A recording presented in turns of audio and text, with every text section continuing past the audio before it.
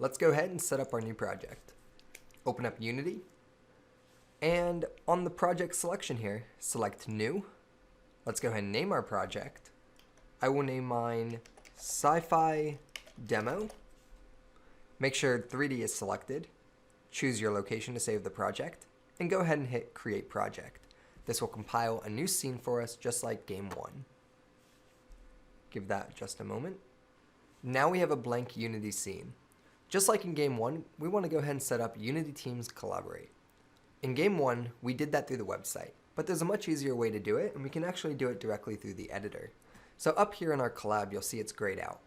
Go ahead and drop that down, and we need to enable Collaborate. Go ahead and select Start Now, and this will allow us to create a new project ID. It will automatically do so for us. So you'll select your organization. For me, it's John's Awesome Game Company. Create, and go ahead and select Collaborate. We'll have to enable it, and it will recompile your project so that we can go ahead and create version control for our game. Now, the first thing we want to do is we want to create our initial commit, which I believe it did for us. It did just that. It says initial commit. And if we wanted to, we can go ahead and save our scene. Go ahead and hit Control S, Command S if you're on a Mac. Let's call this game. Save your scene. Head over to Collaborate, and let's go ahead and let's just leave a message here that said created scene. Publish now, and we're ready to get started. Now, how do we know that this created a project for us on the cloud?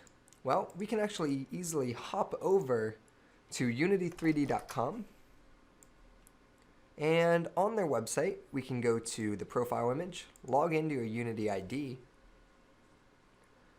and upon logging in, let's go ahead and view our organizations, projects, and you'll see here we have our sci-fi demo. And if you view it, and if you go to Collaborate, Timeline, you'll be able to see all of our changes. We have our initial commit, followed by the commit we just did, which was created scene. So version control is working and everything is stored in the cloud. In the next video, we'll go ahead and import our assets.